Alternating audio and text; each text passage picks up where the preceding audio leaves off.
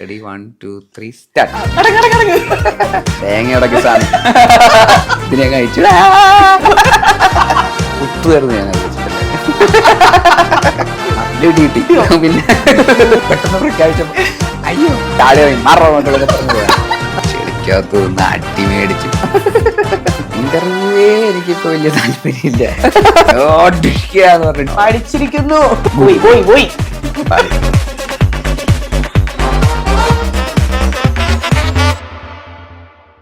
എല്ലാവർക്കും നമസ്കാരം. നമ്മുടെ എയർലൻഡ് FM മലയാളത്തിന്റെ ഹൃദയതാളം. ഇന്നിപ്പോൾ നമ്മുടെ കൂടെ ഇരിക്കുന്നത് ക്യാമറയുടെ മുന്നിലാണേലും ക്യാമറയുടെ പിന്നിലാണേലും അതുല്യ പ്രതിഭ എന്ന് തന്നെ പറയാം. ഷീല മയ്യടയ്ക്ക് പറഞ്ഞ പോലെ വീട്ടിലെ ഓമനക്കുട്ടൻ എന്നൊക്കെ പറയുന്ന രീതിയിലുള്ള ഒരു മഹൽ വ്യക്തിയാണ് എൻ്റെ കൂട്ടത്തിലുള്ളത്. നമ്മുടെ എയർലൻഡ് FM 100ാം ദിവസം പിന്നിടുന്ന ഇന്നത്തെ ദിവസം നമ്മുടെ കൂടെയുള്ളത് നമ്മുടെ സ്വന്തം ബേസിൽ ജോസഫ്. നമസ്കാരം. വെൽക്കം ടു നമ്മുടെ എയർലൻഡ് FM മലയാളത്തിന്റെ ഹൃദയതാളം. Thank you. അയർലൻഡിൽ ഇത് ആദ്യമായിട്ടല്ലേ വരുന്നത്? അതെ. ഇതിനു മുന്നേ UK ആ ഏരിയയിലേക്ക് വന്നിട്ട് പോയിട്ടുണ്ടെങ്കിലും ഇല്ല UK-ലും വന്നിട്ടില്ല. അയർലൻഡിലും UK-ലും വന്നിട്ടില്ല ആദ്യമായിട്ട്. Okay, fine. ഇങ്ങോട്ടേക്ക് വരുന്നതിന് മുന്നേ ഭൂപടത്തിൽ ഇത് എവിടെയാണെന്നെങ്കിലും അറിയായിരുന്നു? ഇടയ്ക്ക് ഏതോ ഒരു മൂലക്കാന്ന് അറിയായിരുന്നു. സത്യം, ഞാനും അത് തന്നെ അറിഞ്ഞിട്ടുള്ളൂ. എനിക്ക് വലിയ പിടുത്തോണ്ടായിരുന്നില്ല ഇങ്ങോട്ടേക്ക് വരുന്ന സമയത്ത്. ഒരു ഐലൻഡ് ആണെന്ന് അറിയായിരുന്നു. അതെ. കടലൊക്കെ കടന്ന് കയറി വരണ്ട. ഇവിടെ അയർലൻഡിൽ ആയിത്തവണ ഇവിടുന്ന് നേരെ പോയ അമേരിക്ക അറിയാം. അപ്പുറത്തേക്ക്. അതെ, അപ്പുറ സൈഡ്. നമ്മള് ദുബായിക്കൊക്കെ പോകുന്ന പോലെ. എത്ര നാളത്തേക്കാണ് ഇവിടത്തേക്കുള്ള ഇത്തവണത്തെ ട്രിപ്പ്? 14 ദിവസം. 14 ദിവസം. അപ്പൊ ഒരു ഫാമിലി ഹോളിഡേ എന്നുള്ള. അയർലൻഡ് മാത്രമല്ല, മറ്റേ ഇവിടെ സ്കോട്ട്ലൻഡിലും ഉണ്ട്, നോർത്തേൺ ഐലൻഡും ഉണ്ട്. നോർത്തേൺ അയർലൻഡ്, ബെൽഫാസ്റ്റ് ആ ഏരിയയിലേക്കൊക്കെ വരുന്നു. അപ്പൊ ഫുള്ള് ഭൂപടം പഠിച്ചിട്ട് പഠിച്ചിരിക്കുന്നു. ജയന്റ് കോസ്റ്റ്വേയിലൊക്കെ പോകുന്നുണ്ട്. ഇവിടേക്ക് വരുന്നതിന് മുന്നേ ഈ സ്ഥലങ്ങളൊക്കെ നോക്കി കാണാൻ? ഇല്ല, ഇവിടേക്ക് വരുന്നതിന് മുമ്പ് വൈഫിനായിരുന്നു ഏൽപ്പിച്ചിരുന്നത്. ഇതൊക്കെ നോക്കി പഠിച്ചത് നമുക്ക് എല്ലായിടത്തും പോകണം അങ്ങനെയൊക്കെ പറഞ്ഞിട്ടാണ് പ്ലാൻ ചെയ്തത്. ഞാൻ ഇവിടെ വന്നിട്ട് ഞാൻ അങ്ങ് കയറിയിരിക്കും, നിങ്ങൾ എങ്ങോട്ടാന്ന് വെച്ചാൽ കൊണ്ടുപോകണം എന്നൊക്കെ വിചാരിച്ചിട്ടായിരുന്നു. പക്ഷെ ഇന്നലെ ഒറ്റ ദിവസത്തോളം മനസ്സിലായി ഒന്നും നടക്കാൻ പോകുന്നില്ല. അതോടെ ഇന്നലെ മൊത്തം ഇരുന്ന് പഠിച്ചു. ഒരു ദിവസമല്ലേ അത് കുഴപ്പമില്ല, അത് ചില്ലാവും. കാരണം അയർലൻഡിൽ എന്താ പ്രശ്നം എന്ന് വെച്ചാൽ നമ്മൾ നടുക്കാണ്. ഇവിടെ നിന്ന് എങ്ങോട്ട് പോണേലും അങ്ങോട്ടേക്കാണേലും ഇങ്ങോട്ടേക്കാണേലും ആ ഒരു അറ്റ്ലാന്റിക് വേയിലേക്ക് പോകണമെങ്കിൽ ഒത്തിരി ഡിസ്റ്റൻസ് ഉണ്ട്. ട്രാവൽ ചെയ്ത് നമ്മൾ കുറച്ചധികം ട്രാവൽ ചെയ്യേണ്ടി വരും. ഇന്നലെ 3.5 മണിക്കൂർ അങ്ങോട്ട്, 7 മണിക്കൂർ ട്രാവൽ ചെയ്തിട്ട് അവിടെ 3.5 മണിക്കൂർ ട്രാവൽ ചെയ്ത് അവിടെ എത്തിയപ്പോഴേക്കും ആ സ്ഥലം പൂട്ടിപ്പോയി. മിസൻ ഹെഡ്. അപ്പൊ മിസൻ ഹെഡ് കാണാനും പറ്റിയില്ല. തിരിച്ച് 3.5 മണിക്കൂർ ട്രാവൽ ചെയ്ത് വരേണ്ടത്. അത് മാത്രം കണ്ടു, ഇഷ്ടം പോലെ, ആവശ്യത്തിലധികം ഊഷ്മളത. പിന്നെ തിരിച്ചു വന്നപ്പോഴേക്കും നമ്മൾ 12 മണിയായി ഇവിടെ എത്തിയപ്പോൾ രാത്രി. പക്ഷെ എപ്പോഴും 4.5 മണിക്കൂറിന്റെ ടൈം ഡിഫറൻസ് ഉള്ളതുകൊണ്ട് നാട്ടിൽ 4:30 ഒക്കെ ആണല്ലോ പുലർച്ചെ. അപ്പൊ അതുകൊണ്ട് ഭയങ്കര ക്ഷീണിച്ചു പോയി. വന്നല്ലേ ഉള്ളൂ. ഞാൻ പയ്യ കടന്നുറങ്ങുക, എന്നിട്ട് പോലും ക്ഷീണിച്ചു. പറയണ വന്നല്ലേ ഉള്ളൂ, ജസ്റ്റ് ഒരു ദിവസമല്ലേ ഉള്ളൂ. അപ്പൊ ആ ടൈം ഗ്യാപ്പ് ചെറിയതായിട്ട് 4:30 അപ്പൊ അത് കൊച്ചും വൈഫൊക്കെ ഇവിടെ 6 മണിയായപ്പോഴേ ഉറങ്ങി. ഫുഡ് കഴിക്കണ്ടേ? അവര് 6 മണിക്ക് ഉറങ്ങുകയാണോ? കാരണം അവർക്ക് നാട്ടിലെ 10:30 ആയല്ലോ അപ്പോഴേക്കും. അത് കഴിഞ്ഞ് രാവിലെ എന്നിട്ട് 12 മണിക്ക് ഞാൻ കിടന്നുറങ്ങിയിട്ട് ഞാൻ അവസാനം രാവിലെ 5:45 ആയപ്പോ ഇത് 2 മണിയിട്ട് 5:15 അങ്ങാണ്ട് 2 മണിയിട്ട്. എന്നിട്ട് അവിടെ ഇരുന്ന് വർത്താനം പറച്ചിലോട്. എന്നിട്ട് എനിക്ക് ഉറങ്ങാനും പറ്റിയില്ല. 10 മണിയായില്ലേ അതാ പറഞ്ഞു. മൊത്തത്തിൽ അത് ഇച്ചിരി പാളി. കുഴപ്പമില്ല. ഇനിയിപ്പോ ഇവിടെ നമ്മുടെ ആദ്യത്തെ ദോശ നമ്മളൊന്ന് കുറച്ച് കരിഞ്ഞാലും പ്രശ്നമില്ല. പിന്നെ നമുക്ക് ഇനി പൊളിക്കും. പൊളിയോട് പൊളിയായിരിക്കും. ഫുള്ള് ട്രാവൽ ബ്ലോഗ് കാണല്, മറ്റേ ബാക്കി ഓൺലൈനിൽ ഏതൊക്കെ സ്ഥലത്ത് പോകണം അത് ഇതൊക്കെ കാണലായിരുന്നു. ഇന്നലെ ആ വഴിക്ക് 7 മണിക്കൂർ സഞ്ചരിച്ചപ്പോ പാളി എന്ന് മനസ്സിലായി. പിന്നെ ഇറങ്ങി തിരിക്കേണ്ട വരും. എല്ലാം ഒന്നും അറിയാം. സോഷ്യൽ മീഡിയയിൽ അത്ര ആക്റ്റീവ് ഒന്നുമില്ല ഈ വ്ലോഗ് ഒക്കെ ഇറങ്ങാനായിട്ട്. സോഷ്യൽ മീഡിയ ഞാൻ വ്ലോഗ് ചെയ്തൊന്നുമല്ല, യൂട്യൂബിൽ ചെയ്തവരുടെ വ്ലോഗുകൾ കാണാലോ. YouTube travel vlogs. എന്തൊക്കെ കാണണം, എന്തൊക്കെ ചെയ്യരുത്, എന്തൊക്കെ ചെയ്യണം, എന്തൊക്കെ പറയണം, എന്തൊക്കെ പറയരുത് എന്നൊക്കെ പറഞ്ഞിട്ട്. അതെന്താ വെച്ചാൽ നമ്മൾ ഇങ്ങോട്ടേക്ക് വരുമ്പോൾ എന്താ പ്രശ്നം, നമ്മൾ ഏത് സ്ഥലത്ത് പോകുമ്പോഴും ഗൂഗിളിൽ എടുത്തിട്ട് ബെസ്റ്റ് പ്ലേസസ് ടു വിസിറ്റ് എന്ന് പറഞ്ഞ് എടുക്കും. പക്ഷെ ഇവിടെ ഉള്ളവരോട് ചോദിച്ചാലറിയില്ല, ഇതിൽ 12:45 ചിലപ്പോൾ പോയിട്ടൊന്നും കാണാനൊന്നും ഉണ്ടാവില്ല. അതുകൊണ്ട് വലിയ കാര്യമായിട്ടില്ല. ഇപ്പം നമ്മുടെ ഇഷ്ടങ്ങൾ അനുസരിച്ച്, ഇപ്പം കാസിലൊക്കെ ഇഷ്ടമുള്ളവരാണെങ്കിൽ അതൊക്കെ നമുക്ക് തപ്പിയെടുത്ത് പോവാം. പക്ഷെ അതല്ലാന്നുണ്ടെങ്കിൽ വെറുതെ അവിടെ പോയിട്ട് കുറെ പഴകിയ കെട്ടിടങ്ങൾ കണ്ടിട്ട് തിരിച്ചു പോരാമെന്നേ ഉള്ളൂ. നമ്മുടെ ടേസ്റ്റിനനുസരിച്ച് ഇത് ഡിസൈൻ ചെയ്യണം. അതിപ്പോ ഒരാള് നമുക്കത് തരുന്നത് ചിലപ്പോൾ അയാളുടെ ടേസ്റ്റിനനുസരിച്ചിട്ടായിരിക്കും. അപ്പം നമ്മുടെ ടേസ്റ്റിനനുസരിച്ചിട്ട് എങ്ങനെ ഫോർമുലേറ്റ് ചെയ്യണനുസരിച്ചിരിക്കും. കാസിലാണോ, ഹിസ്റ്ററിയാണോ, കൾച്ചറാണോ ഇഷ്ടം, അതോ പ്രകൃതിയാണോ ഇഷ്ടം, കോസ്റ്റലാണോ, അതൊക്കെ ഓരോന്നിനും എല്ലാം ഉണ്ട് ഇവിടെ. എല്ലാം നമുക്ക് എക്സ്പ്ലോർ ചെയ്യാവുന്നതേ ഉള്ളൂ. പബ് കൾച്ചർ ആണെങ്കിൽ അങ്ങനെ, പറയണ നൈറ്റ് ലൈഫ് ആണെങ്കിൽ അങ്ങനെ. അപ്പൊ എല്ലാം ഉണ്ട്. പക്ഷെ അപ്പൊ ഏതാ നമുക്ക് വേണ്ടത്? 14 ദിവസം ഉണ്ടല്ലോ. അപ്പൊ ഒന്ന് പാളിയാലും അടുത്തേല് പിടിക്കാനുള്ള ഗ്യാപ്പ് ഉണ്ട്. പിടിച്ചിരിക്കും അങ്ങോട്ട്. ഇനി ഇവിടുന്ന് അങ്ങോട്ട് തള്ളലോട് കയറ്റായിരിക്കും. ഇന്നലെ വെറുതെ വണ്ടിയിലിരുന്നു ചെമ്മരിയാടിനെയും പശുക്കളെയും കുതിരേനെയും ഒക്കെ കണ്ട് എല്ലാം കണ്ടു. ഇത് മൂന്നും ഉള്ളൂ ഇവിടെ. അല്ലാണ്ട് ഇങ്ങനെ നമ്മുടെ നാട്ടിൽ കാണുന്ന പോലെ അങ്ങനെ മനുഷ്യരെ അറ്റാക്ക് ചെയ്യുന്ന ടൈപ്പ് എല്ലാ 5 കിലോമീറ്റർ കൂടുമ്പോൾ ഓരോ മാനിന്റെ ഫോട്ടോ സൈഡിൽ കാണുന്നുണ്ട്. ഇപ്പൊ മാൻ വരും കണ്ടിട്ടുണ്ട്. പക്ഷെ ഞാൻ വണ്ടി ഓടിച്ചപ്പോ കണ്ടിട്ടുണ്ട്, ഫ്രണ്ടിൽ ചാടിയിട്ടുണ്ട്. ഞാൻ സിനിമയിലൊക്കെ കണ്ടിട്ടുണ്ട്, ഇംഗ്ലീഷ് സിനിമയിലൊക്കെ. മറ്റേ ചാടല്ലേന്ന് വിചാരിക്കും, വണ്ടിയുടെ മേത്തോട്ട് വന്ന് മാനിടിച്ചു കയറും. ഒരു വലിയ ലോറിക്ക് ഒന്ന് ഇടിക്കുന്ന പോലത്തെ ഫീലാണെന്നാ പറഞ്ഞത്. വണ്ടി ഓടിക്കാൻ ഇഷ്ടമുള്ള ആളാണോ? കുഴപ്പമില്ല. ചുമ്മാ ഡ്രൈവില് എനിക്ക് ലൈസൻസ് ഒന്നും ഇല്ല ഇവിടെ. ഇന്റർനാഷണൽ ലൈസൻസ് അല്ല, ഇന്ത്യൻ ലൈസൻസ് നോക്കാം. അത് നോക്കി ചെയ്യാം. ഞാൻ ഇനി ഇവിടെ എന്തെങ്കിലും പറയേണ്ട ആവശ്യമില്ലല്ലോ, അതുകൊണ്ട് ഞാനത് പറഞ്ഞു. ഇത് കട്ട് ചെയ്ത് കഴിഞ്ഞിട്ട് വേണമെങ്കിൽ മണ്ടത്തരം പറഞ്ഞുതരാം. ഇപ്പൊ പറഞ്ഞാൽ ചിലപ്പോ മണ്ടത്തരായിരിക്കും. പറയണ്ട. മൂവിയിലേക്കുള്ള ക്വസ്റ്റ്യൻ വരികയാണെന്നുണ്ടെങ്കിൽ, ഇപ്പം ഏത് സിനിമ എടുത്ത് ഇപ്പം കഴിഞ്ഞ ഒരു 2-3 കൊല്ലമായിട്ടുള്ള ക്യാരക്ടേഴ്സ് ഒക്കെ ചെയ്തിരിക്കുന്നത് ലൈക്ക് ഭയങ്കര എന്താ പറയുക, ഇൻ ഡെപ്ത് ഉള്ളതുണ്ട്, കോമഡി ഉണ്ട്, എല്ലാ ക്യാരക്ടറും ചെയ്യുന്നതിന് ഇപ്പോൾ പല വേഴ്സറ്റൈൽ ആയിട്ടുള്ള കുറേ ക്യാരക്ടേഴ്സ് ചെയ്തിട്ടുണ്ട്. അപ്പോൾ ഇതൊക്കെ ചെയ്യുന്നതിന് മുന്നേ എന്തെങ്കിലും ഒത്തിരി പ്രിപ്പറേഷൻസ് ഉണ്ട്? ഇപ്പോൾ ഈ പറഞ്ഞ പോലെ ധാരാവിയിലൊക്കെ പോയി ഗുണ്ടകളുടെ കൂടെ ജീവിക്കുന്നു എന്ന് പറയുന്ന പോലെ ഒത്തിരി എന്തെങ്കിലും പ്രിപ്പറേഷൻസ് ചെയ്യാറുണ്ടോ? ഇപ്പോൾ ജാനേമൻ ചെയ്യുമ്പോഴാണെങ്കിലും കഠിന കടോരം, ഈ അണ്ടകടാഹം, അങ്ങനെയുള്ള കുറേ സിനിമകളിലുള്ള ക്യാരക്ടേഴ്സൊക്കെ ഭയങ്കര ഡിഫറെൻ്റ് ആയിട്ടുള്ള ക്യാരക്ടേഴ്സാണ്. ഇതൊക്കെ എങ്ങനെയാണ് പ്രിപ്പയർ ചെയ്യുന്നത്? കുറേയൊക്കെ സ്ക്രിപ്റ്റിലാണോ ഫുൾ, അതോ? സ്ക്രിപ്റ്റ്, അതിന്റെ റൈറ്റിങ്ങിലാണ് അതിന്റെ മെയിൻ ആയിട്ടുള്ള പ്രിപ്പറേഷൻ. ബേസിക്കലി ക്യാരക്ടർ എന്താന്ന് മനസ്സിലാക്കുക, ഡയലോഗ്സ് കറക്റ്റായിട്ട് മനസ്സിലാക്കുക, അയാൾ സംസാരിക്കുന്ന രീതി എന്തൊക്കെയാണ്, അയാൾ സംസാരിക്കുന്നത്, അയാളുടെ ഐഡിയോളജി എന്താ, ഇതൊക്കെ ഒന്ന് മനസ്സിലാക്കുക എന്നുള്ളതാണ്. ധാരാവിയിലൊന്നും പോയി നിൽക്കുന്ന ഒരു പ്രോസസ്സിലേക്കൊന്നും ഞാൻ പോയിട്ടില്ല, അത്രയ്ക്കൊന്നും എത്തിയിട്ടില്ല. അങ്ങനെ ഭയങ്കര മെത്തേഡ് ആക്ടിങ് അല്ല എൻ്റെ ഒരു പ്രിഫറൻസ്. കൂടുതലും പറയുന്ന കാര്യങ്ങളൊക്കെ ചിലപ്പോൾ നമ്മൾ ഡയലോഗൊക്കെ പഠിച്ചു വെച്ചിട്ടൊക്കെ പറയുമ്പോൾ ചിലപ്പോൾ നമ്മൾ പെർഫോം ചെയ്യുമ്പോഴൊക്കെ കോൺഷ്യസ് ആവും. നമ്മുടെ മനസ്സിൽ അടുത്ത ഡയലോഗ് എന്തായിരുന്നു എന്നുള്ളതൊക്കെ മനസ്സിലേക്ക് ഇങ്ങനെ കോൺഷ്യസ് ആയിട്ട് വരും. പക്ഷെ അതിൽ ഭയങ്കരമായിട്ട് ഇൻവോൾവ് ചെയ്ത് കഴിയുമ്പോൾ ചിലപ്പോൾ ആ ഡയലോഗ്സ് ഒക്കെ നമുക്ക് മസിൽ മെമ്മറി ആയിട്ട് മാറും. നേരെ അതങ്ങ് വരും, നമ്മളത് പറയാൻ ഓർത്തിരിക്കേണ്ട കാര്യമില്ല. അപ്പം അങ്ങനെ വരുമ്പോൾ നമുക്ക് അതിൽ കോൺഷ്യസ്നെസ് പോകുമ്പോൾ നമുക്ക് ബാക്കി കാര്യങ്ങളിലൊക്കെ ശ്രദ്ധിക്കാം. നമ്മൾ അതെങ്ങനെ ഇൻറ്റേർണലൈസ് ചെയ്യും, ആ സിറ്റുവേഷൻ എങ്ങനെ ഇൻറ്റേർണലൈസ് ചെയ്യും എന്നൊക്കെയുള്ള കാര്യത്തിലൊക്കെ നമുക്ക് കുറച്ചുകൂടെ കൂടുതൽ ഫോക്കസ് ചെയ്യാൻ പറ്റും. അപ്പം അങ്ങനെയൊക്കെയുള്ള പ്രിപ്പറേഷനേ ഉള്ളൂ. അല്ലാതെ മറ്റേത് ഭയങ്കര മെത്തേഡ് ആക്ടിങ് അല്ല. പക്ഷെ സ്വന്തമായിട്ട് ഒരു ഡയറക്ടറും കൂടി ആവുമ്പം ഈ ഒരു ക്യാരക്ടർ ഞാൻ വേറൊരാൾക്ക് പറഞ്ഞു കൊടുക്കുമ്പോൾ അവരെങ്ങനെയാ ചെയ്യുന്നുണ്ടാവുക എന്നുള്ളത് സ്വന്തമായിട്ട് ചിന്തിക്കുമല്ലോ. ഇപ്പം മിന്നൽ മുരളി ചെയ്യുന്ന സമയത്ത് ബേസിലിന്റെ മനസ്സിലുള്ള ഒരു മിന്നൽ മുരളിയുടെ ആ ഒരു ക്യാരക്ടർ അത് ടൊവിനോ എങ്ങനെ ചെയ്യണമെന്ന് ബേസിലിന് ഒരു ഐഡിയ കാണുമല്ലോ. അപ്പം അതുപോലെ തന്നെ ആയിരിക്കും ബാക്കിയുള്ള ഡയറക്ടേഴ്സിനും ഉണ്ടാവുക ബേസിലിന് ഒരു ക്യാരക്ടർ തരുന്ന സമയത്ത്. ഇപ്പൊ ജയഹിൽ അജേഷ് ആണെങ്കിലും എല്ലാത്തിലും സ്വന്തമായിട്ടുള്ള ഒരു ഫ്ലേവർ അതിനകത്ത് കൊണ്ടുവന്നിട്ടുണ്ട്. അത് ഭയങ്കര ഒരു ഡിഫറെൻ്റ് ആയിട്ടുള്ള ഒരു കാര്യമാണ്. കാരണം അജേഷ് വേറൊരാൾ ചെയ്ത് കഴിഞ്ഞതിനേക്കാളും കൂടുതൽ ആൾക്കാർ സ്വീകരിച്ചത്. ഇപ്പം ഷീലാമ്മ പറഞ്ഞ പോലെ നമ്മുടെ വീട്ടിൽ ഓമനക്കുട്ടൻ അല്ലെങ്കിൽ എനിക്ക് കാണണമെന്ന് ആഗ്രഹം ഉണ്ടായിരുന്ന നടൻ എന്നൊക്കെ പറഞ്ഞ് ബേസിലിനെ പറഞ്ഞത് ആ ഒരു രീതിയിൽ ഇവിടെ ഉള്ളവരെല്ലാവരും, ഇപ്പം അയർലൻഡിലുള്ളവരെല്ലാവരും ബേസിൽ വരാൻ വേണ്ടി കാത്തിരിക്കണം. അത് ഇതുവരെയുള്ള ചില ഡയറക്ഷനിലുള്ള മൂവിയേക്കാളും കൂടുതൽ ആക്ടിങ്ങിലാണ് എല്ലാവരും വെയിറ്റ് ചെയ്തിരിക്കുന്നത്. അത്രയ്ക്കും വലിയൊരു ആക്ടർ എന്നുള്ള രീതിയിൽ. പണ്ട് ഇപ്പം ഏതൊരു ടൈമിലാണ് ഇപ്പം ഈ ഒരു മൂവിയിലേക്ക് തിരിയണമെന്നും, ഇപ്പം പ്രിയംവദ കാതരയാണോ അതൊക്കെ അത് അന്ന് തൊട്ടേ അറിയാവുന്നതാണ്. ഇതൊന്നും കൂടാണ്ട് CT ലൈഫ് വരെ ഞാൻ കണ്ടായിരുന്നു. CT ലൈഫിലും ആ ഒരു സമയത്ത് ഏത് സമയത്താണ് മൂവിയിലേക്ക് ഞാൻ തിരിയാണ് എന്ന് എനിക്കൊന്ന് തിരയിൽ അസിസ്റ്റന്റ് ആയിട്ട് ചെയ്തിട്ടുണ്ടായിരുന്നില്ല ആ സമയത്ത്. എന്തായിരുന്നു ആ ഒരു മൊമെന്റിലേക്ക് തിരിയാനുള്ള ഒരു കാര്യമൊന്നുമില്ല. ഈ ആൾക്കാരെ എന്റർടൈൻ ചെയ്യിപ്പിക്കുക എന്നുള്ളതാണ് അതിൻ്റെ ഒരു പ്രൈമറി എന്താ പറയുക ഒരു എക്സൈറ്റ്മെന്റ്. ആൾക്കാർ ചുറ്റുമുള്ളവരൊക്കെ ഹാപ്പി ആയിരിക്കണം, എല്ലാവരും എൻ്റർടൈൻ ചെയ്യിക്കണം, നന്നായിട്ട് കഥകൾ പറയണം. അതിന് ഏത് മീഡിയമാണ് നമ്മൾ ചൂസ് ചെയ്യേണ്ടതെന്നുള്ളത് ചൂസ് ചെയ്യാൻ ഇത്തിരി വൈകിപ്പോയി. അത് കോളേജൊക്കെ കഴിഞ്ഞ് എല്ലാം ജോലിയൊക്കെ കിട്ടിക്കഴിഞ്ഞ ഒരു പോയിന്റിലാണ് ഓക്കെ സിനിമയാണ് നമ്മളത് ചൂസ് ചെയ്യേണ്ടത്.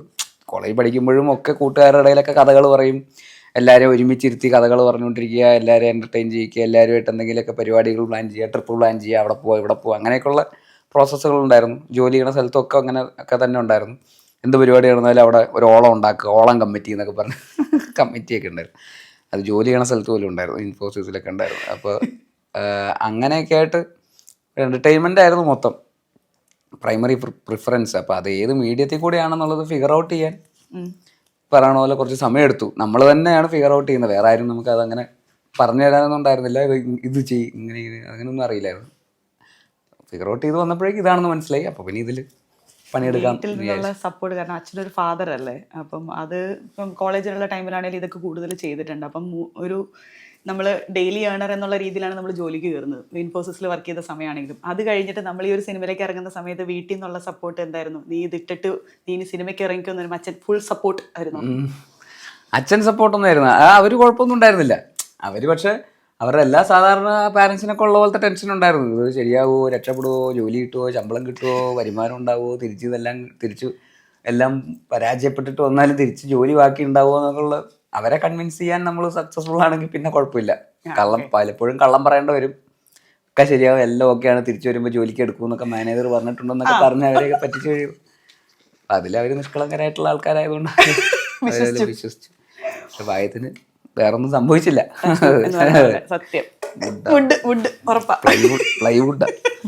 അതേപോലെ ഇപ്പം ന്യൂ ജനറേഷനിൽ വരുന്നതിൽ സ്ഥിരമായിട്ടുള്ള ഒരു വേർഡാണ് ഇപ്പൊ പൂക്കി, സ്കിബിഡി എന്നൊക്കെ പറയുന്ന ഒരു വേർഡ് ഇപ്പോൾ വന്നിരിക്കുന്നത്. പക്ഷെ അതിനൊക്കെ മുന്നേ, കൊല്ലങ്ങൾക്ക് മുന്നേ അളിയ സെറ്റായോ എന്ന് പറയുന്ന ആ ഒരു വേർഡ് എന്ന് പറയുന്നത് CET ലൈഫ് എന്ന് പറയുന്ന ഷോർട്ട് ഫിലിമിലൂടെയാണ് അത് കുറച്ച് ഹൈപ്പായി വന്നത്. ആ ഒരു വേർഡ് അതിനുശേഷം എല്ലാവരും യൂസ് ചെയ്തു. അളിയ എനിക്ക് സെറ്റായി, അളിയ എനിക്ക് സെറ്റായില്ല എന്ന് പറയുന്നത്.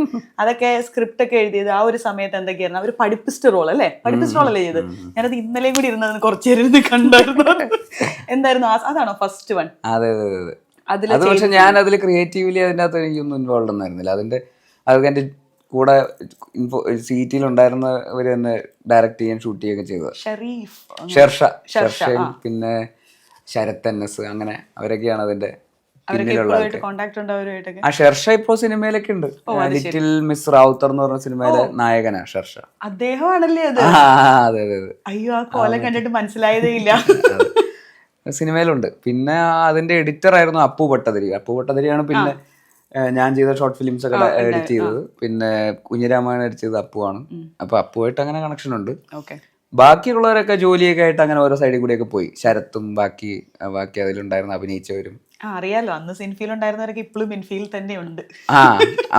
അത് അന്ന് CET-ലുണ്ടായിരുന്നവര് അവരെല്ലാം വേറെ ജോലിയൊക്കെ കിട്ടിപ്പോയി. കൊള്ളാവുന്ന ജോലിയൊക്കെ ചെയ്ത് ജീവിക്കുന്നു ഇപ്പൊ പല രാജ്യങ്ങളിലൊക്കെ. അല്ല, അത് എല്ലാവർക്കും പാഷൻ ഫോളോ ചെയ്ത് എല്ലാവരും അല്ല, അവരൊക്കെ അതൊക്കെ ഒരു രസത്തിന്. അല്ല, അത് രസത്തിനൊന്നല്ല. ഒരു ഓപ്ഷൻ കിട്ടിയാൽ ചിലപ്പോൾ പോവുമായിരിക്കും. ഇന്നിപ്പോ ഒരു ഓപ്ഷൻ കിട്ടിക്കഴിഞ്ഞാൽ എല്ലാവരും അതിനുള്ള ചാൻസ് ഉണ്ട്. അന്ന് ബേസിൽ കാണിച്ച ഒരു ധൈര്യം എല്ലാവർക്കും വന്നില്ല. അതുകൊണ്ടായിരിക്കും എല്ലാവരും കുറെ പേരൊക്കെ ഇപ്പോഴും ധൈര്യം കാണിക്കാനുള്ള ധൈര്യം അല്ല, അതിനുള്ള സ്പോണ്ടേനിയസ് ഡിസിഷൻ അല്ല, ഒരുപാട് ആലോചിക്കാനുള്ള ബുദ്ധിയൊന്നും ഉണ്ടായിരുന്നില്ല. നല്ലൊരു കാര്യല്ലേ, അതുകൊണ്ട് നല്ലതല്ലേ പറ്റുള്ളൂ. അതുകൊണ്ട് ഓക്കെയാണ്. ഒരുപാട് ആലോചിച്ചാൽ ചിലപ്പോൾ ഇതൊന്നും ചെയ്യില്ല. അതിനെ കുറിച്ച് പറഞ്ഞപ്പോഴാണ് ഒരുപാട് ആലോചിച്ചിട്ടായിരുന്നു. മറ്റേ ഏഷ്യൻ അക്കാഡമി അവാർഡ്സിൽ ഒരു സ്പീച്ച് നടത്തിയായിരുന്നല്ലോ, ഒരു ഫുൾ ഇംഗ്ലീഷ്. അതെങ്ങനെയായിരുന്നു? അത് നന്നായിട്ട് പഠിച്ചിരുന്നെങ്കിൽ നല്ല ഉഗ്രൻ ഇംഗ്ലീഷ് പറഞ്ഞല്ലോ. അല്ല, അത് നല്ല സ്പീച്ചാണ്. പക്ഷെ അത് പറഞ്ഞു കഴിഞ്ഞപ്പോ ഞാനൊക്കെ ഇരുന്ന് ഇങ്ങനെ എഴുന്നേറ്റ് സല്യൂട്ട് അടിക്കുന്ന പോലത്തെ ഒരു സ്പീച്ച് ഒക്കെ അടിച്ചിട്ട്. അത് അവിടെ ഇരുന്ന് ആരാ എഴുതി തന്നത്? അത് എഴുതി തന്നല്ല, എഴുതിത്തരാ ഇല്ല. അത് ഈവൻ അത് അവാർഡ് ഉണ്ടെന്ന് പോലും നമുക്കറിയില്ലല്ലോ. അവിടെ ചെന്ന് അവിടെ കുറേ രാജ്യത്തു നിന്നുള്ള ആൾക്കാരും സ്യൂട്ടൊക്കെ ഇട്ട് വലിയ വലിയ ആൾക്കാരൊക്കെ അവിടെ ഇരിക്കുന്നു. അപ്പൊ നമ്മൾ ചുമ്മാ പങ്കെടുത്തു, മറ്റേ പാർട്ടിസിപ്പേഷൻ അവാർഡൊക്കെ ഇട്ടിട്ട് തിരിച്ച് വീട്ടിൽ പോവാന്നൊക്കെ ഉള്ള രീതിയിലൊക്കെ ഇരിക്കുക തന്നെയായിരുന്നു. ആ അവാർഡ് പറയണം. അപ്പൊ അത് കാരണം നമ്മൾ സ്പീച്ച് പഠിക്കത്തുമില്ലല്ലോ. ഇനി എല്ലാം പഠിച്ച് നല്ല കുട്ടപ്പനായിട്ട് വന്നിട്ട് കിട്ടിയില്ല എന്ന് പറഞ്ഞു കഴിയുമ്പോൾ ഭയങ്കര സ്പീച്ച് വെറുതെ പോയി. അതുകൊണ്ട് അവസാനം നമുക്കൊന്നും ഉണ്ടാവില്ല. ബാക്കിലൊരു ജാപ്പനീസ് ഡയറക്ടറൊക്കെ ഉണ്ടായിരുന്നു. പുള്ളിയൊക്കെ ആയിരുന്നു മെയിൻ കോമ്പറ്റീഷനിൽ. അപ്പൊ അതും ഭയങ്കര അവിടുത്തെ എന്തോ സീനിയർ ഡയറക്ടറോ അങ്ങനെ എന്തൊക്കെയായിരുന്നു. പുള്ളിയുടെ കൂടെ തന്നെ ഒരു 4 സ്യൂട്ട് ഇട്ട ആൾക്കാരൊക്കെ ഉണ്ടായിരുന്നു. അപ്പൊ തന്നെ ഞാനാണെങ്കിൽ ഒറ്റയ്ക്ക് ഞാൻ സ്യൂട്ട് ഉണ്ടായിരുന്നു, എന്റെ കൂടെ ആരും ഉണ്ടായിരുന്നില്ല. ടൊവിനോ ഉണ്ടായിരുന്നില്ല അതിൻ്റെ അകത്ത്. അപ്പൊ ആ മൊത്തത്തിൽ ആ ബിൽഡപ്പ് ഒക്കെ കണ്ടപ്പോൾ നമ്മൾ ഇവിടെ ഇങ്ങനെ നടത്തുന്ന ചില അവാർഡൊക്കെ പോലെ ആയിരിക്കും വിചാരിച്ചു. നേരത്തെ പറഞ്ഞിട്ടുണ്ടാവും, നമ്മളൊക്കെ വെറുതെ വന്നിരുന്നു. അവരുടെ അടുത്തൊക്കെ നേരത്തെ പറഞ്ഞിട്ടുണ്ടാവും, അവർക്കൊക്കെ ആയിരിക്കും കിട്ടുന്നുണ്ടാവുക. ഇത്രയും ബിൽഡപ്പിലൊക്കെ വരുന്നുണ്ടെങ്കിൽ എന്തായാലും അവർക്ക് കിട്ടിയിട്ടുണ്ടാവും. അത് കാരണം പ്രഖ്യാപിക്കുന്നവരെ മറ്റേ ഈ മൂടായിരുന്നു. മിഥുനത്തിലെ ഇന്നസെന്റിന്റെ മൂടായിരുന്നു. തേങ്ങയുടക്കി സാമി ആ മൂഡിലായിരുന്നു. കൊള്ളാം, ആ മൂഡിലായിരുന്നു. പക്ഷെ പെട്ടെന്ന് പ്രഖ്യാപിച്ചപ്പോ അയ്യോ സ്പീച്ചൊന്നും നടന്നു പോകുന്ന വഴിക്കാണ് ഈശ്വര എന്തെങ്കിലും പറയണല്ലോ എന്നും പറഞ്ഞിട്ട് ഇങ്ങനെ ചിരിച്ചോണ്ടാ പോകുന്നെങ്കിൽ എന്ത് പറയും. എല്ലാവരും പ്രസംഗിക്കുന്നതൊക്കെ കണ്ടായിരുന്നു. അപ്പൊ അങ്ങനെ പിന്നെ ഈ മിന്നൽ മുരളിയുടെ പ്രീമിയറിന്റെ സമയത്തും ഒക്കെ പഠിച്ച ചില സാധനങ്ങളൊക്കെ എടുത്ത് അങ്ങ് ഇട്ടു. എല്ലാം കൂടെ കൂട്ടി ഒരു സ്പീച്ച് അങ്ങ് പറഞ്ഞു. കാരണം ഈ അതിന്റെ റിലീസുമായിട്ട് ബന്ധപ്പെട്ടിട്ട് പല സ്ഥലത്തും ഇംഗ്ലീഷിലൊക്കെ സ്പീച്ചൊക്കെ ഇതുപോലെ പറയുന്ന ആ പഴയ ഓർമ്മ എടുത്തിട്ട് അതൊക്കെ എന്തോ ഒരു സാധനം പറഞ്ഞു. ഇപ്പോഴും സ്പീച്ച് ഇരുന്ന് കേൾക്കാറുണ്ടോ? ഇല്ല ഇല്ല, അന്ന് കേട്ടിട്ടുണ്ടായിരുന്നു, ഇപ്പൊ അങ്ങനെ കേൾക്കാറില്ല. ഞാൻ അടുത്ത പരിപാടിക്ക് നോക്കിയല്ലോ, നമ്മൾ പഴയതൊക്കെ കണ്ടോണ്ടിരിക്കുകയാണ്, ഇനി പുതിയത് അതല്ല. ഇനിയിപ്പോ അടുത്ത സ്പീച്ച് വരുന്ന സമയമാകുമ്പോഴേക്കും ഇതിലും അപ്പുറത്തേക്കല്ലേ. അതാ പറഞ്ഞേ. അപ്പൊ അന്നേരം അതിനുവേണ്ടി പണിയെടുത്തോണ്ടിരിക്കുകയല്ലേ, അല്ലാതെ ഇതൊന്നും കഴിയുന്നില്ലല്ലോ, അതൊക്കെ കഴിഞ്ഞു. അത് പണ്ടത്തെ മൂവീസ് ഒക്കെ പിന്നെ ഇരുന്ന് കാണാറുണ്ട്. ഇപ്പൊ ഞാനിപ്പോ അഭിനയിച്ച സിനിമകൾ ഇപ്പൊ പറഞ്ഞ പോലെ പ്രിയമത കാതരയാണോ, CT ലൈഫ്, അതിലൊക്കെയുള്ള അഭിനയം വെച്ചിട്ട് ഇപ്പൊ ഇരുന്ന് കാണാൻ വേണ്ടിട്ട് അന്നൊക്കെ ഞാൻ എന്താ ചെയ്ത് കൂട്ടിയെന്ന് കാണാനായിട്ടെങ്കിലും പഴയത് എന്തെങ്കിലും ഇരുന്ന് കാണാറില്ല. ഇല്ല, പഴയത് അങ്ങനെ കാണാറില്ല, ചെയ്തൊന്നും കാണാറില്ല. ഞാൻ തിരിച്ചു പോയി കാണൂല. നമുക്ക് കുറ്റങ്ങൾ മാത്രമേ കണ്ടുപിടിക്കാൻ പറ്റുള്ളൂ, വെറുതെ എന്തിനാ ഡാർക്കാവുന്നു. ഡയറക്റ്റ് ചെയ്തതാണെങ്കിലും അഭിനയിച്ചതാണെങ്കിലും ഒക്കെ, അഭിനയിച്ചത് പിന്നെയും കാണും, കുഴപ്പമില്ല. കാരണം പക്ഷെ ഡയറക്റ്റ് ചെയ്തതൊക്കെ നമുക്ക് എപ്പോഴും ശേ അത് ഇനി നന്നാക്കായിരുന്നു, ഇത് അങ്ങനെ തോന്നിക്കൊണ്ടിരിക്കുക, അങ്ങനെ തോന്നും. അപ്പൊ നമുക്ക് കൂടുതൽ അതിൽ നിന്ന് നന്നാക്കാനുള്ള തോന്നൽ വരില്ല. നന്നാക്കാനുള്ള തോന്നല് അടുത്തതിൽ നന്നാക്കിയാ പോരെ, നന്നാക്കിയാൽ മതി. പാളിപ്പോയത് വീണ്ടും വീണ്ടും കണ്ട് എന്തിനാ വെറുതെ മനസ്സ് മടുപ്പിക്കുന്നു. ഇപ്പം ഇവിടെ വന്നിട്ട് 2 ദിവസമായി. ഇപ്പം എനിക്ക് തോന്നുന്നു എയർപോർട്ടിലാണെങ്കിലും വന്ന് നിന്നപ്പോൾ എല്ലാവരും അയ്യോ ഒരു പാവം ചെക്കൻ ദേ വരുന്നുണ്ട്, എന്തൊരു ഡൗൺ ടു എർത്ത് ആണ് സത്യം. അങ്ങനെ ഒരു ഇതിലാണ് എല്ലാവരും വന്നത്. അവിടെ വന്നവരെല്ലാവരും വെച്ചാൽ നമുക്ക് ഭയങ്കര ഡൗൺ ടു എർത്ത് ആണല്ലോ, അങ്ങനെ ഒരു രീതിയിലാണ്. സോഷ്യൽ മീഡിയയിലാണെങ്കിലും എനിക്ക് നല്ല ഉറക്കക്ഷീണം ഉണ്ടായിരുന്നു, അതുകൊണ്ട് എനർജി ഒന്നും ഇല്ലായിരുന്നു, അതുകൊണ്ടായിരിക്കും ഡൗൺ ടു എർത്ത്. എനർജി ആയിരുന്നു ചിലപ്പോൾ ചാടി ഇറങ്ങി മറന്നൊക്കെ പറഞ്ഞു പോയാൽ. അന്ന് വയ്യായിരുന്നു, രാത്രി മൊത്തം. പ്രതീക്ഷിച്ചായിരുന്നു അത്ര ആൾക്കാർ അവിടെ ഉണ്ടാവുമെന്ന്? ഇല്ല, ഞാൻ വിചാരിച്ചു അവിടെ വേറെ ആരെയൊക്കെയോ സ്വീകരിക്കാൻ വേണ്ടി വന്നിരിക്കുന്ന ഏതൊക്കെയോ. ആ ഫ്ലൈറ്റ് നിറച്ച ആൾക്കാരുണ്ടല്ലോ, ഇവരുടെയൊക്കെ ബന്ധുക്കളൊക്കെ ഉണ്ടാവുമല്ലോ. കുറെ മലയാളികളുണ്ടല്ലോ ഈ ഫ്ലൈറ്റിൽ എന്ന് വിചാരിച്ചിട്ടാണ് ഞാൻ എല്ലാവരും മലയാളി, ഇത്രയും മലയാളി, അവിടെ നിന്ന് ഇവിടം വരെ മലയാളികൾ ഇങ്ങനെ ഗേറ്റിന്റെ അവിടെ നിൽക്കുന്നു. കുറെ മലയാളികളെ കാണാൻ വേണ്ടി കുറെ പേര്. ഞാൻ നോക്കുമ്പോ എല്ലാവരും എന്നെ തന്നെ നോക്കുന്നത് കണ്ടപ്പോഴാണ് ഇവരെല്ലാവരും എന്നെ ഇങ്ങോട്ട് വന്നിരിക്കും. എല്ലാവരും കൂടെ പൂക്കളൊക്കെ ആയിട്ട് വന്നപ്പോഴാണ് എല്ലാവരും ഇതിനു വേണ്ടി വന്നിരിക്കുകയാണല്ലേ. എല്ലാ റൂമിലിരിപ്പുണ്ട്. പൂക്കൾ ഇവിടുത്തെ പാഷനാന്ന് തോന്നുന്നു. നമ്മള് പ്രത്യേകിച്ച് സമ്മർ ആയതുകൊണ്ട് എവിടെ നോക്കി കഴിഞ്ഞാലും പൂക്കൾ തന്നെ കാണാനുള്ളത്. അതെ. ഇന്ന് രാവിലെ ഒരാള് മീറ്റ് ചെയ്യാൻ വന്നപ്പോഴും ഒരു ബൊക്കെ ആയിട്ടാ വന്നത്. അവർക്ക് തിരിച്ചു കൊടുക്കാറില്ല, എല്ലാം കൂടെ കുറച്ച് കയ്യിൽ വെച്ചോ. ഞാൻ പോകുന്നതിന് മുമ്പും എവിടെയെങ്കിലും മറച്ചു വെക്കണം, അതെല്ലാം കൂടെ റോഡ് സൈഡിലുണ്ടാകും കുറച്ച് ദിവസം. നല്ല ഇനം ബൊക്കകൾ വിൽപ്പനയ്ക്ക് ഉപയോഗിച്ചിട്ടില്ല. ഞാനത് ചോദിക്കാൻ വന്നത് വെച്ചാൽ ആ ഒരു ഡൗൺ ടു എർത്ത് ഇമേജ് ഉള്ളത് കൊണ്ട് ഇപ്പം ബേസിൽ ഇത് വന്ന സമയത്ത് ഇപ്പം നമുക്ക് ആ ഒരു ഹെൽപ്പ് കിട്ടാനായിട്ടാണെങ്കിലും ആരെങ്കിലും ഹെൽപ്പ് ചെയ്തു, ഇപ്പം തിരയുടെ സമയത്താണെങ്കിലും ഹെൽപ്പ് ചെയ്തു. അപ്പം അതേപോലെ കുറേ പേര് അപ്രോച്ച് ചെയ്യാം, ഇപ്പോൾ ബേസിലിനാണെങ്കിലും അപ്രോച്ച് ചെയ്യാം. അപ്പോൾ ഈ സോഷ്യൽ മീഡിയ അധികം ആക്റ്റീവ് ആയിട്ടുള്ള ആളല്ല, പക്ഷെ എന്നാലും ഈ സോഷ്യൽ മീഡിയയിൽ വരുന്ന റിക്വസ്റ്റുകളാണെങ്കിലും മെസ്സേജുകളാണെങ്കിലും എങ്ങനെയാണ് മാനേജ് ചെയ്യണത് പൊളൈറ്റ്ലി? കാരണം പൊളൈറ്റ്ലി അത് തന്നെ നമ്മളെല്ലാം ഡീൽ ചെയ്ത് വിടണമല്ലോ. ഇത് എങ്ങനെയാണ് ഇപ്പം ആ ഒരു ഇമേജ് ഉള്ളതുകൊണ്ട് എങ്ങനെയാണ് അത് മാനേജ് ചെയ്ത് കൊണ്ടുപോകുന്നത്? മാനേജ് ചെയ്യാന്ന് പറയണത് അങ്ങനെ കുറേ മെസ്സേജ് ഒന്നും നോക്കാറില്ല. ഈ പറയുന്ന ഇൻസ്റ്റാ, ഫേസ്ബുക്ക് അങ്ങനെയുള്ള സ്ഥലത്തൊന്നും മെസ്സേജുകളൊന്നും നോക്കാറില്ല ആക്ച്വലി. കാരണം അന്ന് ഞാൻ മെസ്സേജ് അയക്കുന്ന സമയത്ത് അങ്ങനെ മെസ്സേജ് അയക്കുന്നവർ വളരെ കുറവായിരുന്നു. ഇപ്പൊ നമ്മൾ ടെക്സ്റ്റ് മെസ്സേജ് അയക്കുന്ന അത്ര എണ്ണം ആൾക്കാരെ അന്ന് നമ്മൾക്ക് ഫേസ്ബുക്കിലോ ഇൻസ്റ്റ അന്ന് ഇല്ല ആക്ച്വലി, അത്ര ആക്റ്റീവ് ഒന്നുമല്ല. അപ്പോൾ ഇപ്പൊ ഞാൻ വിനീത് ശ്രീനിവാസൻ അയക്കുന്ന സമയത്ത് അന്ന് അത്രയും പേരെ അയക്കാനുള്ളായിരുന്നു, നമ്പർ ഓഫ് കുറച്ച് പേരോ. അപ്പൊ അന്ന് ആക്റ്റീവായിട്ട് മെസ്സേജ് അയക്കുന്ന ആൾക്കാരൊക്കെ ഉണ്ടായിരുന്നു. പക്ഷെ ഇപ്പൊ അങ്ങനെ അല്ലല്ലോ, ഇപ്പൊ ആർക്കും വേണമെങ്കിലും എങ്ങനെ വേണമെങ്കിലും മെസ്സേജ് ഒക്കെ അയക്കാമല്ലോ. അപ്പൊ അത് തുറന്നു കഴിഞ്ഞാൽ ടു മച്ച്. ഇപ്പം ഇതിൽ ആരാ എങ്ങനെയാണെന്ന് നമുക്ക് ഐഡന്റിഫൈ ചെയ്യാനോ ഒന്നും, വെറുതെ വിശേഷം ചോദിക്കാനും ഒക്കെ ആയിട്ട് മെസ്സേജ് അയക്കുന്നവരൊക്കെയാണ്. എല്ലാവർക്കും നമുക്ക് എങ്ങനെയാണ് ഇപ്പോൾ ഏറ്റവും ബെസ്റ്റ് അത് നോക്കാതിരിക്കുക എന്നുള്ളതേ ഉള്ളൂ. പിന്നെ അതെല്ലാം നോക്കാനുള്ള സമയവും ഇപ്പോൾ കുറച്ച് ഇതെല്ലാം കാരണം അങ്ങനെ എപ്പോഴും ഉണ്ടാവാറുമില്ല. അപ്പോൾ അതുകൊണ്ട് അങ്ങനെ മെസ്സേജസിനായിട്ട് റിപ്ലൈ ഒന്നുമില്ല. നേരിട്ട് കാണുമ്പോഴൊക്കെ റിക്വസ്റ്റ് ചെയ്യുന്നവരുണ്ട്. അപ്പോൾ അവരുടെ പ്രശ്നം നമ്മൾ കുറച്ചുകൂടെ അവരുടെ സൈഡിൽ നിന്നും കൂടെ ആലോചിക്കുക എന്നുള്ളതേ ഉള്ളൂ.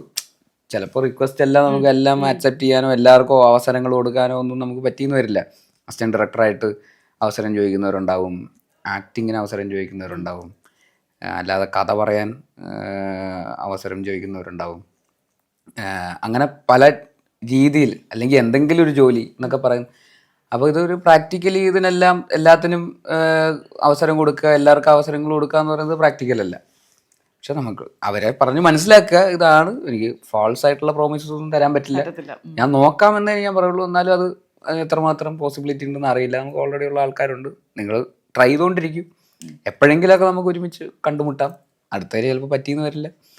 പക്ഷേ കൂടെ ഉള്ളവരൊക്കെ ഒരുവിധം ഇതുപോലെ അങ്ങനെയൊക്കെ തന്നെ വന്ന ആൾക്കാരൊക്കെ തന്നെയാണ്. അസിസ്റ്റന്റ് ഡയറക്ടേഴ്സ് ആണെങ്കിലും അഭിനയിച്ചിട്ടുള്ളവരാണെങ്കിലും അങ്ങനെ. അല്ലാതെ എല്ലാം അങ്ങനെയൊക്കെ തന്നെയാണ്. കൂടെ വർക്ക് ചെയ്യുന്ന ഒരുവിധപ്പെട്ട എല്ലാ അസിസ്റ്റന്റ് ഡയറക്ടേഴ്സും അങ്ങനെ അവർ പല രീതിയിലൊക്കെ ആയിട്ട് കണക്ട് ചെയ്ത് ഷോർട്ട് ഫിലിംസ് ഒക്കെ ചെയ്തൊക്കെ ആയിട്ടൊക്കെ വന്നിട്ടുള്ള ആൾക്കാരാണ്. അതിൽ ഇപ്പോൾ 3-4 പേര് ഇൻഡിപെൻഡൻ്റ് ആവുകയും ചെയ്തു.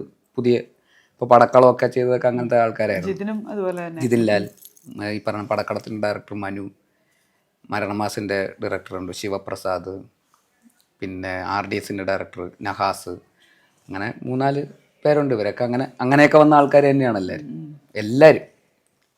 ഇനി അങ്ങനെ ഇൻഡിപെൻഡൻ്റ് ആവാനുമുണ്ട്, ഇനിയുണ്ട്. ഓക്കെ, നമുക്കിനി കുറച്ച് റാപ്പിഡ് ഫയറിലേക്ക് പോകാം. നമുക്ക് സമയപരിധിയും കൂടെ ഉള്ളതുകൊണ്ടും കുറച്ച് റാപ്പിഡ് ഫയർ. ഇപ്പം ഞാൻ ഇതുവരെ ചെയ്തിരിക്കുന്ന കുറേ ക്യാരക്ടർ നെയിംസ് എടുത്ത് വെച്ചിട്ടുണ്ട്. അതിൻ്റെ ആ ഒരു ക്യാരക്ടറെ കുറിച്ച് ആലോചിക്കുമ്പോൾ മനസ്സിൽ വരുന്ന ആദ്യത്തെ കാര്യം എന്താണ്? വലിയൊന്നും വേണ്ട, ചെറുത് മതി. പഠിപ്പിസ്റ്റ് സിറ്റി ലൈഫ്. ആദ്യത്തെ കാര്യം അല്ലേ, ആ കോളേജിൻ്റെ ലൈബ്രറി. ആദ്യമായിട്ടാണ് ഞാൻ ആ ലൈബ്രറിയിൽ കയറുന്നത്. അത് അഭിനയിക്കാൻ വേണ്ടിയിട്ടാണ്. പഠിക്കുന്ന സമയത്തൊന്നും കയറിയിട്ടില്ല ഇന്ന് വരെ. ജോയ്മോൻ ജാനമൻ. ജോയ്മോൻ എന്ന് പറയുമ്പോൾ എനിക്ക് ആദ്യം ഓർമ്മ വരുന്നത് മറ്റേ ആ കേബിൾ കാറില്ലേ, കാനഡ നമ്മൾ കയറി. അമ്മ എനിക്കിവിടെ പറ്റുന്നില്ല എന്നൊക്കെ പറയുമ്പോൾ ആ തൊപ്പിയൊക്കെ ഇട്ടിട്ട് ഒരു കുപ്പിയൊക്കെ ആയിട്ട് നടക്കുന്ന ജോയ്മോൻ. മഞ്ഞിക്കൂടെ ജെയിംസന്റെ ഇവിടത്തെയാണോ? അപ്പൊ അത് കൈ പിടിച്ചോണ്ട് ഇങ്ങനെ ദിവസങ്ങളോളം മഞ്ഞിക്കൂടെ മറ്റേ മഞ്ഞിലെ മറ്റേ തൊപ്പിയൊക്കെ സന്തോഷൻ പ്രാവിൻകൂട് ഷാപ്പ്. ആ മീശയാണ് എനിക്ക് ഓർമ്മ വരുന്നത്. ബൈക്കിൽ ഓർമ്മയില്ല, ബൈക്കിൽ അതിപ്പോ പെട്ടെന്ന് ഓർമ്മ വന്നില്ല. ആദ്യം എനിക്ക് ഓർമ്മ വന്ന ഈ മീശ ഇവിടം വരെ തട്ടി നിൽക്കുന്ന കുത്തുമായിരുന്നു ഞാൻ അത് വെച്ചിട്ടല്ലാരും. ദേഷ്യം വന്ന ഫാദർ കെവിൻ ജോജി. അത് എന്റെ അച്ഛനെ ഓർമ്മ വരും. അച്ഛൻ അത്ര സ്ട്രിക്റ്റ് ആണോ? അല്ല, അച്ഛനാണ്. ഇതേ സെയിം അച്ഛനാണ്. വിനു രാമേന്ദ്രൻ ദുബായിലായിരുന്നു അത് ഷൂട്ട് ചെയ്തത്. ആക്ച്വലി ദുബായിലായിരുന്നു. 2 സീനല്ലേ ഉള്ളൂ അതിനകത്ത്? കുറച്ച് ദിവസം ഉണ്ടായിരുന്നു, 2 സീൻ ഉണ്ടായിരുന്നുള്ളൂ. പക്ഷേ അഡ്വക്കേറ്റ് പിലാക്കുൽ ഷംസു, കക്ഷി ചെക്കനെങ്ങനെ ആ സ്വർണ്ണ കളർ ജാക്കറ്റ് ഒക്കെ ഇട്ട്. അജേഷ് ചെളി ആ ചെളിയിൽ ഷൂട്ട് ചെയ്തത്. ശരിക്കുള്ള ചെളിയായിരുന്നു. കുറേ ദിവസം ഉണ്ടായിരുന്നു. രാത്രി മൊത്തം തണുപ്പത്ത് ചെളിക്കകത്ത് നിന്ന് അടി മേടിച്ച് മരിച്ച്. സജിന്റെ നിന്നൊക്കെ അടി കിട്ടുമ്പോഴേ നല്ല ഇടി കിട്ടി. പിന്നെ ആ ഇങ്ങനെ തോളത്ത് കയറ്റിട്ടിട്ട് തെങ്ങി പോയി ഇടിക്കൂലേ, ഡിഷ്ക്കാന്ന് പറഞ്ഞിട്ടില്ലേ, അത് ശരിക്കും കിട്ടി കൊണ്ടതാ. അത് സ്റ്റണ്ട് അല്ല, അത് ആക്ടിങ് അല്ല, അതാണ് മെത്തേഡ് ആക്ടിങ്. നേരത്തെ വെച്ചില്ലേ, ഇടയ്ക്ക് ഞാൻ മെത്തേഡ് ആക്ടിങ് ഇങ്ങനെ ചെയ്യാറുണ്ട്. നേരത്തെ പറഞ്ഞു അത് പഠിക്കാൻ പോയില്ല, ഇടി കിട്ടിയപ്പോഴാണ് പഠിച്ചത്. ജയ എനിക്ക് ഇടയ്ക്കൊന്നും മെത്തേഡ് ആക്ടിങ്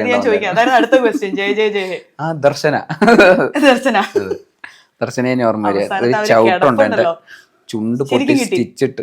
അത് ആക്ച്വലി കേട്ടായിരുന്നു അങ്ങനെ.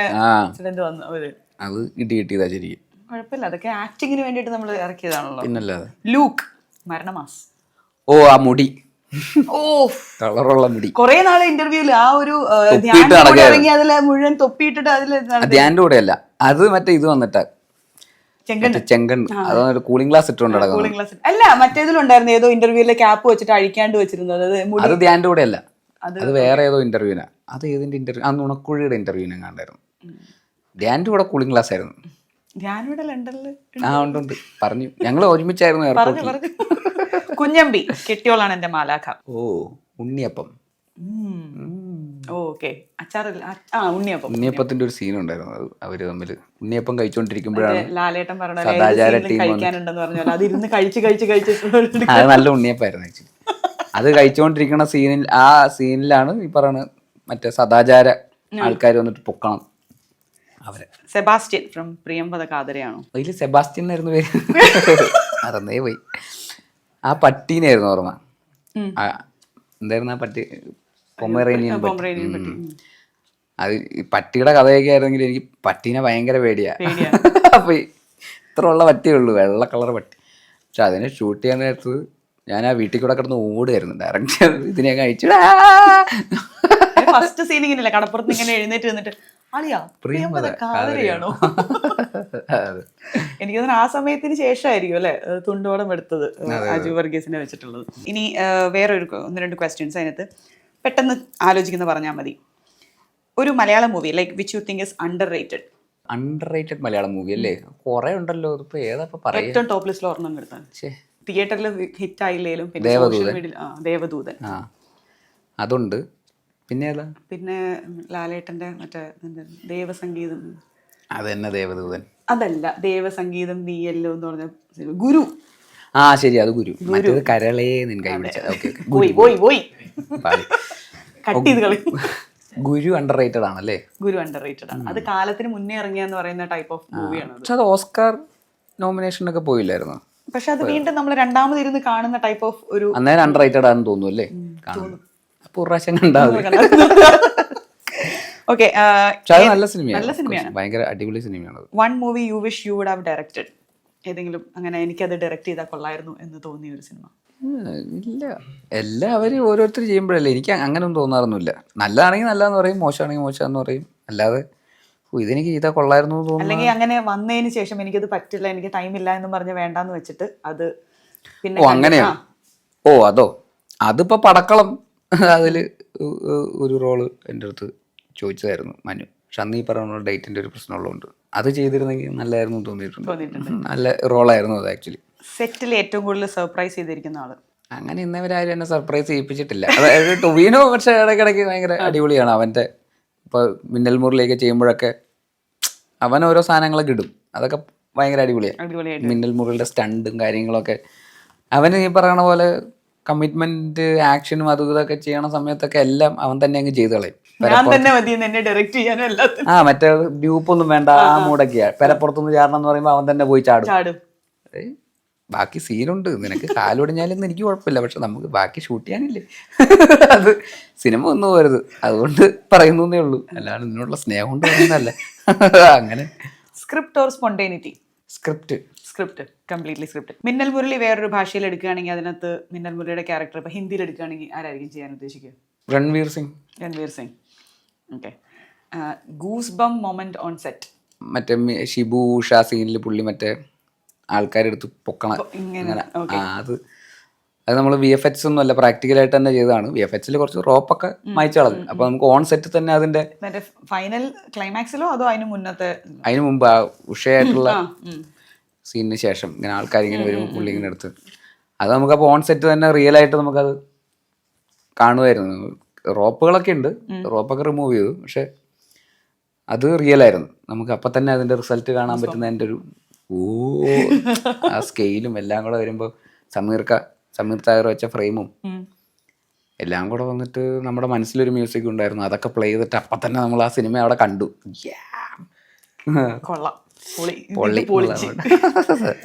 ഫസ്റ്റ് വിഷ്വലൈസ് ചെയ്ത ഷോട്ട് ആദ്യമായിട്ട് സിനിമയിലോ? കുഞ്ഞിരാമായണത്തിലെ ആയിരിക്കുമല്ലോ ഫസ്റ്റ് വിഷ്വലൈസ് ചെയ്ത ഷോട്ട്. ഓർമ്മയില്ല ആക്ച്വലി. എനിക്ക് തോന്നുന്നു മേ ബി കുഞ്ഞിരാമായണത്തിന്റെ ഓപ്പണിംഗ് ഷോട്ട് തന്നെ ആയിരിക്കും. ഒരു അമ്മൂമ്മ അവിടെ ആടിനെ മേയിച്ചോണ്ട് ഇങ്ങനെ ഇരിക്കുമ്പോൾ അവിടെ നിന്ന് ഇങ്ങനെ ക്യാമറ പൊട്ടി വിട്ടിരുന്നില്ല.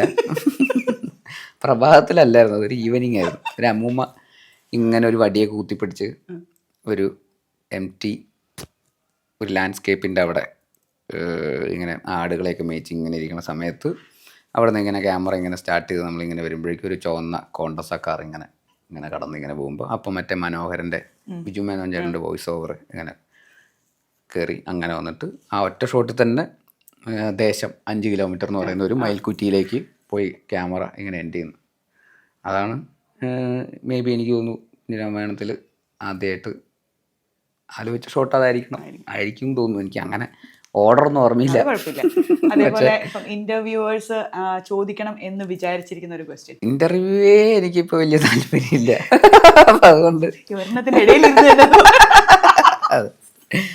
കുറേ സിനിമകൾ റിലീസായിട്ട് വീക്ക്ലി സ്റ്റാറൊക്കെ ആയതിനു ശേഷം ഇന്റർവ്യൂ കൊടുത്തു ഒരു വഴി. ഏതെങ്കിലും ഒരു ചോദ്യം ഇത് ഇവർ ചോദിച്ചിരുന്നത് ഇവർ ചോദിക്കാത്ത എന്ന് ചോദിച്ചൊരു ചോദ്യം അതിപ്പോ ചോദിക്കണമെങ്കിൽ അവരോട് പറഞ്ഞാൽ പോരെ. അങ്ങനെ എന്തെങ്കിലും ആഗ്രഹം ഉണ്ടെങ്കിൽ അതെ ഈ ചോദ്യം ഞാൻ പ്രിപ്പയർ ചെയ്ത് വന്നിരിക്കുന്നതാണ്. ഏഷ്യൻ അക്കാദമി അവാർഡ് പോലെ അല്ല, സത്യമായിട്ട് ഞാൻ പ്രിപ്പയർ ചെയ്ത് വന്നിരിക്കണം. അത് ചോദിക്കണമെങ്കിൽ എത്രയോ അവസരങ്ങളുണ്ട് അങ്ങനെ അവരെ കൊണ്ട് ചോദിപ്പിക്കണമെങ്കിൽ. അപ്പൊ അത് കാരണം അങ്ങനെ ഉള്ളതായിട്ട് അങ്ങനൊന്നുമില്ല. ഓക്കെ, അപ്പോൾ ഇത്രയും നേരം നമ്മുടെ കൂടെ സ്പെൻഡ് ചെയ്തതിൽ ഒത്തിരി നന്ദി. അപ്പോൾ നമ്മുടെ FM എന്ന് പറയുന്നത് ഇവിടെ അയർലൻഡിൽ ലോഞ്ച് ചെയ്തിട്ട് ഇപ്പോൾ 100 days ആയിട്ടുണ്ട്. നമ്മുടെ അയർലൻഡ് FM എന്നാണ് അതിൻ്റെ പേര്. നമ്മുടെ ടാഗ് ലൈൻ മലയാളത്തിൻ്റെ ഹൃദയതാളം എന്നാണ്. അപ്പം ഇന്ന് നമ്മുടെ അതിൻ്റെ 100ാമത്തെ ദിവസമാണ്. അപ്പം അതിനുവേണ്ടി ഞങ്ങളുടെ കൂടെ ടൈം സ്പെൻഡ് ചെയ്തതിന് ഒത്തിരി താങ്ക്സ്. അപ്പം നമ്മുടെ അയർലൻഡ് FM മലയാളത്തിൻ്റെ ഹൃദയതാളം എന്ന് പറയുന്ന നമ്മുടെ FM-ൻ്റെ 100 days ആണ് ഇന്ന് കംപ്ലീറ്റ് ചെയ്യുന്നത്. അപ്പം നമ്മുടെ കൂടെയുള്ള ബേസിൽ ജോസഫ് ഇന്ന് നമ്മുടെ കൂടെ ഉള്ളതിൽ നമുക്ക് എല്ലാവർക്കും ഒത്തിരി ആഘോഷിക്കാം, സന്തോഷിക്കാം. അപ്പോൾ നമ്മുടെ അയർലൻഡ് FM ഞങ്ങൾക്ക് ആപ്ലിക്കേഷൻ ഇവിടെ ലോഞ്ച് ചെയ്തിട്ട് 100 days ആയത് ആൻഡ്രോയിഡിലും ഉണ്ട്, ആപ്പിളിലും ഉണ്ട്. ഇപ്പോൾ ഡൗൺലോഡ് ചെയ്തേക്കാം. അതല്ലെങ്കിൽ നമുക്ക് വെബ്സൈറ്റും ഉണ്ട്, അങ്ങനെ കേൾക്കാം. എപ്പോഴെങ്കിലുമൊക്കെ അവസരം കിട്ടുകയാണെങ്കിൽ ഇപ്പോൾ അറ്റ്ലീസ്റ്റ് ഇന്റർവ്യൂ എങ്കിലും എയർ ചെയ്യുന്ന സമയത്ത് ലിങ്ക് അയച്ചു തരാം, ഒന്ന് കേട്ട് നോക്കണോട്ടോ. അഭിപ്രായം കേട്ടായിരുന്നു. വരുന്ന വഴിക്ക് വണ്ടിയിൽ പുള്ളി ചേട്ടനിട്ടുണ്ടായിരുന്നു, എയർപോർട്ടിൽ നിന്ന് ഇവിടേക്ക് വരുന്ന വഴി. Okay okay okay okay. അപ്പോൾ വൈകിട്ട് എന്താ പരിപാടി സെഗ്മെന്റിൽ എൻ്റെ കൂടെ ഉള്ളത് ബേസിൽ ജോസഫ് ആണ്. So this is the time for sign off. സോ നമ്മുടെ അയർലൻഡ് FM മലയാളത്തിന്റെ ഹൃദയതാളം.